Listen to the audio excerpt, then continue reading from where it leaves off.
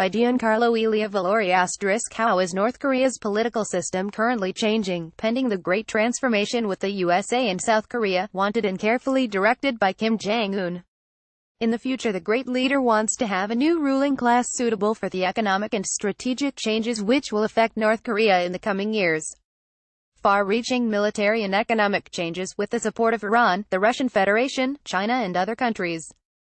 According to Kim Jong-un, without prejudice to the regime's structure, everything else must change. In the framework of this change, the state and the party must be turned into quick and agile tools in the hands of the leader and of his partly renewed inner circle.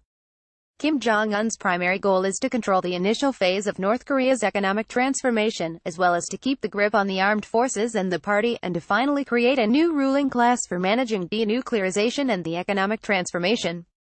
In the case of North Korean armed forces, the new appointments have mainly concerned the Ministry of People's Armed Forces, the Chief of Staff Department of People's Armed Forces, with new appointments also in the Directorate of Operations, and, finally, the Director of the General Political Bureau of the Armed Forces. In the specific hierarchy of the North Korean military system, these are the three most important posts. Furthermore, each of the three above-mentioned roles implies the alternating or fixed presence of the Workers' Party of the Democratic People's Republic of Korea in the political bureau.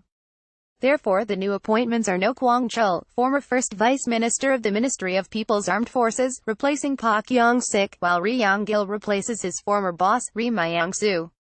Ri Yong-gil was commander of the North Korean Armed Forces, as well as member of the party's Central Committee, but he was later removed from office in February 2016. As early as 2013 he had been Chief of Staff of the Armed Forces and, despite the recent events, he had a stable and secure military career.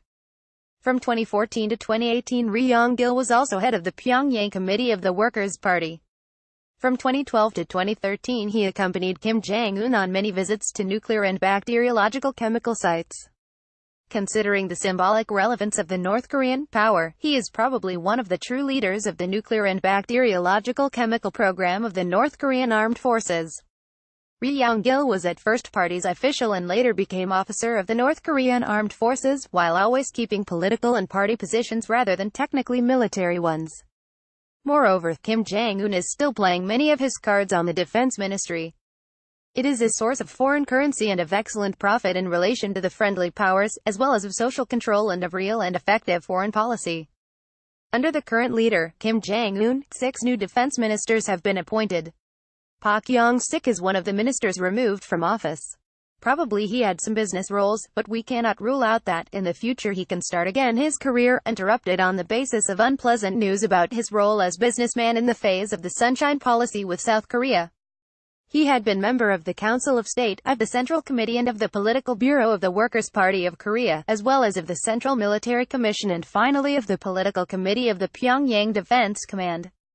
Clearly Kim Jong-un is measuring his potential enemy lobby. And he is certainly planning the generational and political change of all the important positions of the People's Democratic Republic of Korea.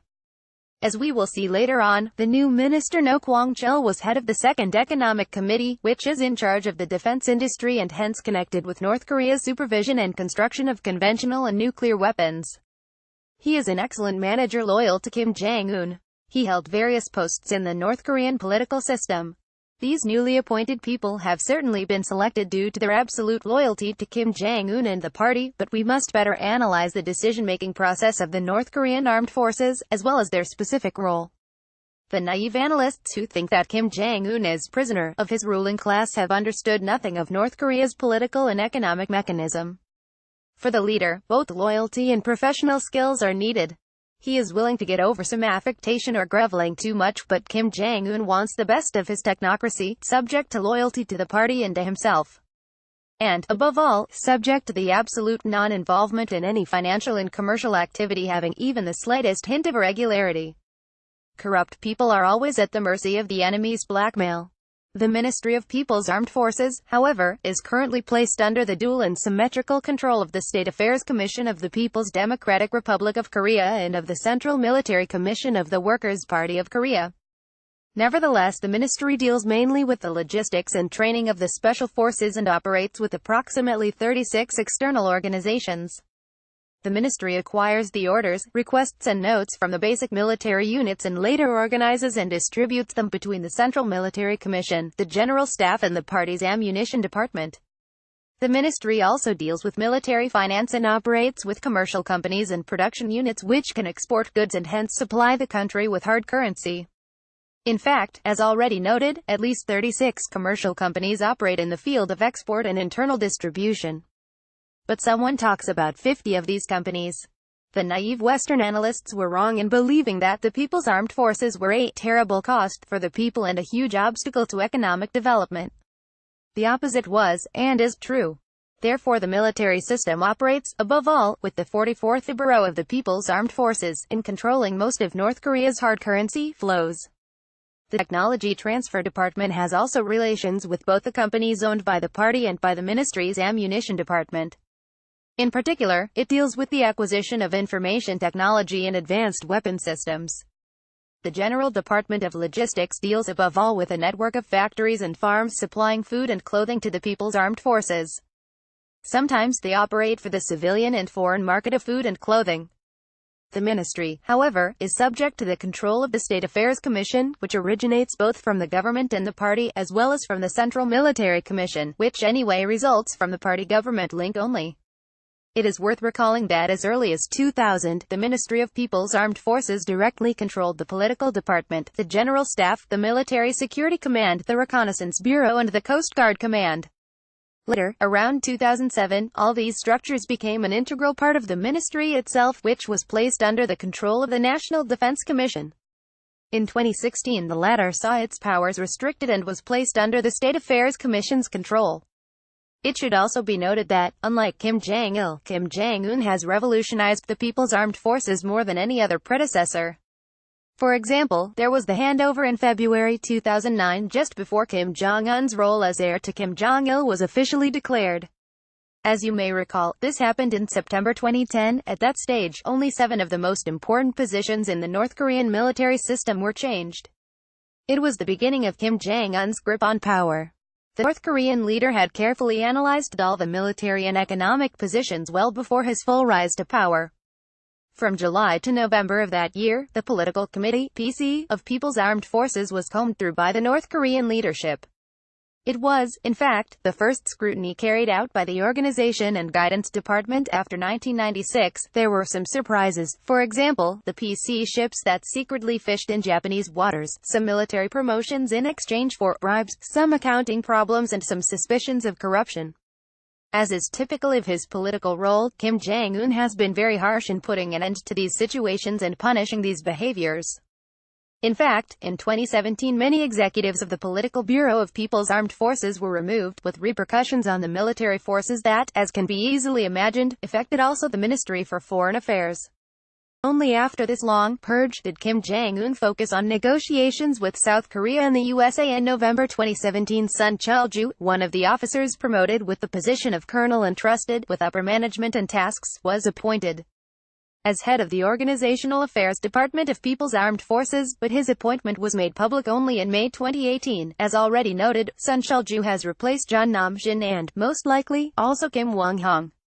Until that date, Sun Chul-ju had been the director of the Political Bureau with the portfolio for Organizational Affairs, where he had spent his entire career. Before taking this post, Sun Chul-ju was political director of the Air and Anti-Air Force, in addition to being head of the respective political committee. Probably Sun Chul-ju was head of the Political Bureau with the propaganda portfolio, especially in the Pyongyang region. In the meeting held on April 2018, Kim Jong-gak was elected to the Political Committee of the Workers' Party of Korea. These changes of the North Korean ruling elite, however, show the extreme and non-negotiable power now reached by Kim Jong-un, unlike what claimed by the most naive but very widespread Western analyses. This is one of the signs that, in a North Korean extremely important phase, the party wants to control its separate bodies, with a view to avoiding political advantages and the systems of influence. Even the foreign ones, as well as all the gray and black areas of finance which must currently be transformed and be directly controlled by the party and its ruling class.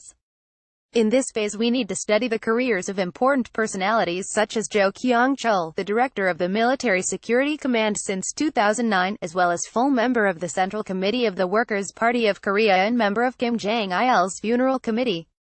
Jo Kyung-chul was essential in strengthening Kim Jong-un's power, a member of the old guard that wanted continuity, independence and military power for North Korea. Hence he has accepted the new system of international relations in North Korea. Currently Kim Jong-un certainly wants the regime's continuity, but also and above all the emergence of a ruling class capable, by training, background and political culture, of organizing the North Korean stability in a phase of opening to the world market. Ri Song-guk, another fer de lance of Kim Jong-un's current political and military system, currently leads North Korea's 4th Army Corps, after leading the 39th Division, a very special military structure deployed near the Yellow Sea and the Northern Limit Line. He is the current director for special operations of the Central Command. Young Jong-rin is serving as the commander of the Supreme Guard Command, therefore he is responsible for Kim Jong-un's personal safety, but he had the same post with Kim Jong-il and is hence the commander of the most technologically advanced security service in North Korea. He has been member of the Central Military Commission since September 2010, as well as member of the party's Central Committee, and general since April 22, 2010, hence Kim Jong-un is preparing the ruling class that will defend North Korea's interests in its new, gradual and slow globalization. About the author, Advisory Board Co-Chair Honoris Causa Professor Giancarlo Elia Valori is an eminent Italian economist and businessman. He holds prestigious academic distinctions and national orders. Mr. Valori has lectured on international affairs and economics at the world's leading universities such as Peking University, the Hebrew University of Jerusalem and the Yeshiva University in New York. He currently chairs Le Centrale Finanziaria Generale SPA. He is also the honorary president of Huawei Italy, economic advisor to the Chinese giant HNA Group and member of the ION Holding Board. In 1992 he was appointed officier de la Légion d'honneur de la République Française, with this motivation, a man who can see across borders to understand the world, and in 2002 he received the title of Honorable of the Académie des Sciences de l'Institut de France. Source: this article was published by Modern Diplomacy.